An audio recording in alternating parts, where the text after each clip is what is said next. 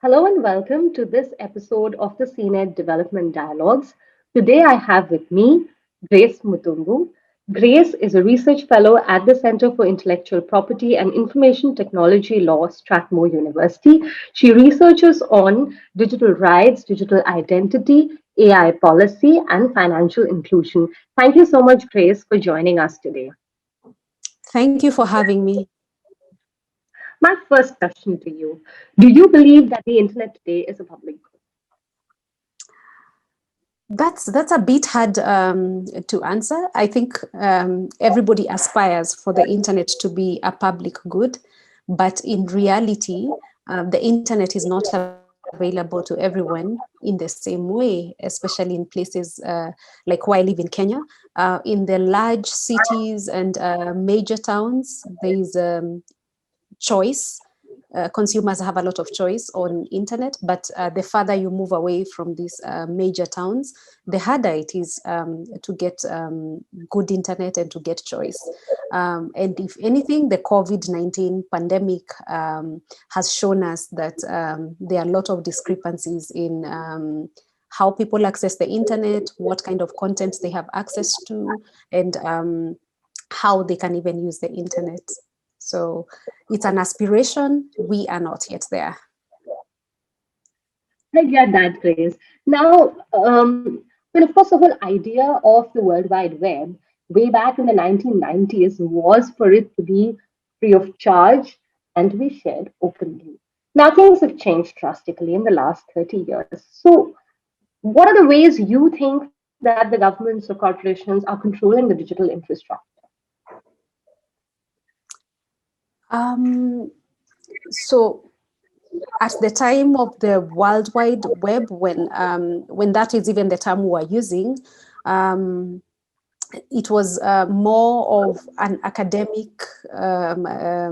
project or a research project, and I think the issue of governments coming in and corporations coming in has either been from for governments from the aspect of social control, wanting to control the population, wanting to control information that the population gets, and then for corporations, especially now, it's more of a matter of wanting to control the market. And sometimes it's also very speculative. They just want to accumulate data that they're not even sure of what they're going to do with it right now.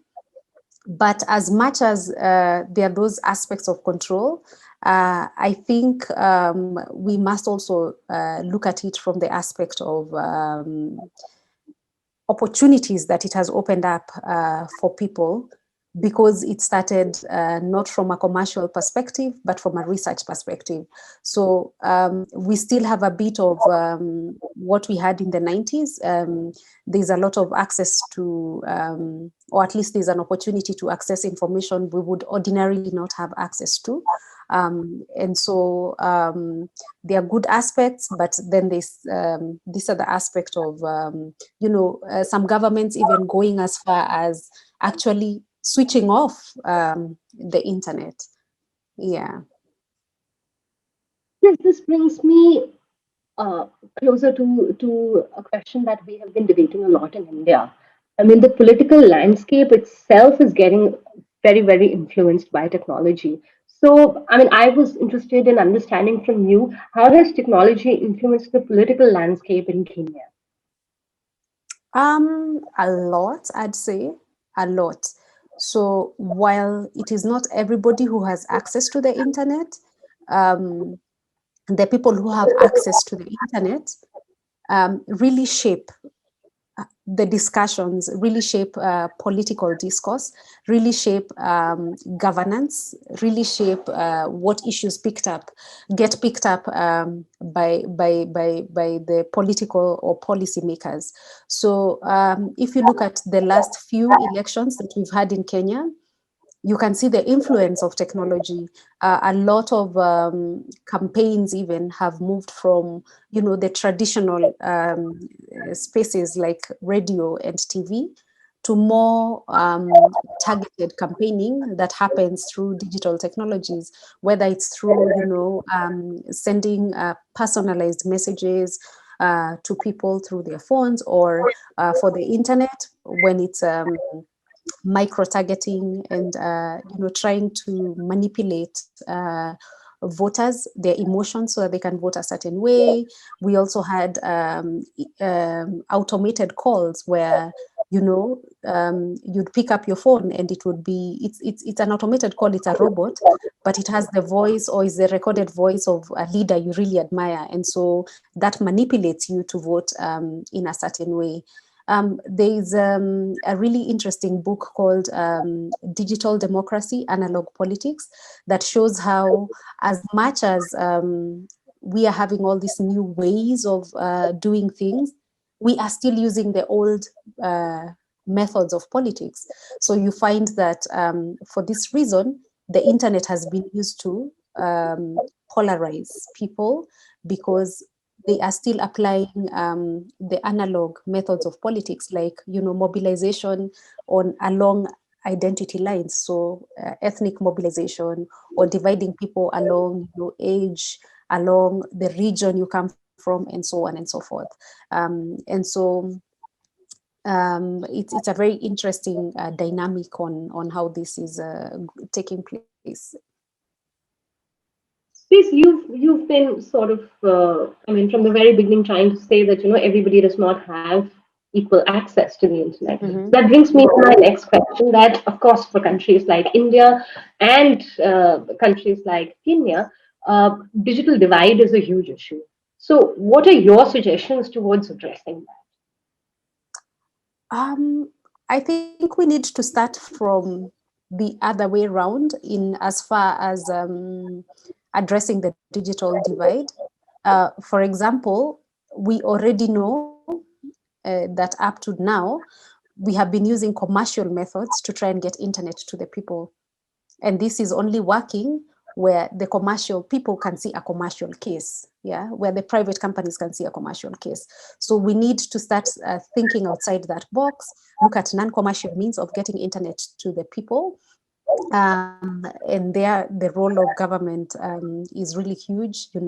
If people come together and they want to bring internet to their village, the government should really not charge the same license fees as it would charge maybe a commercial player. In fact, the government should be facilitating these people to get the internet. And then in any case, in places like Kenya and India, a lot of government services are moving online. So you need the internet to even get a service from your government. And so the role of government, we cannot leave it to the market to provide the internet to far-flung areas, or even to urban areas where there is no business case for laying fiber or whatever. So the government, as it keeps on moving more of its services online, has to also move the infrastructure, or the means for accessing those services. It has to move the infrastructure to the people. Yeah. So the government is one key way. Yeah. Here's my last question to you is that, Mm-hmm. there's, of course, a lesson that developing countries can learn from each other. So, Kenya's digital experience is very different from India's digital experience.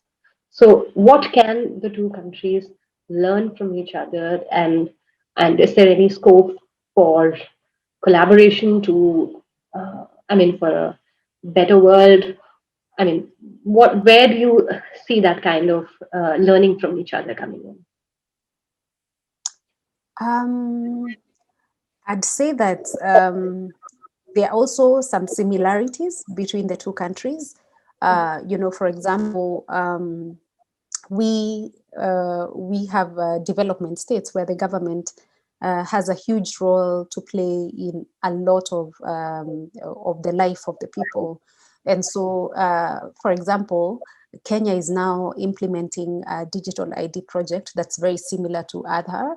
And we should be looking at all the lessons from Aadhaar, what went wrong, that we shouldn't do in Kenya, what was good that we should take up in Kenya.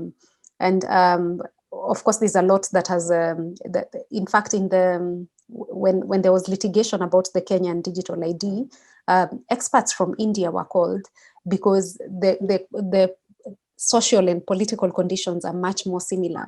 And so we have a lot to learn from each other. And then apart from that, something I really admire from India is that India has, what would you call it? A real local technology space. There's a lot of startups. India showed us how to do business process outsourcing, you know, these also a lot of startups involved in Aadhaar that are actual locals from the country. I think that is something we can learn in as far as, you know, the problem with a lot of developing countries is that we are consumers of technology and not creators of the technology. So in as far as creating technology is concerned, I think that is something that that India offers to any developing country. And then, you know, Kenya is famed for solutions like mobile money and financial inclusion. We have both good lessons and bad practices that nobody should pick up. And this is something that we as Kenya export to the world. Yeah. Thank you so much, Grace. It's been a very good experience speaking with you. Thank you so much.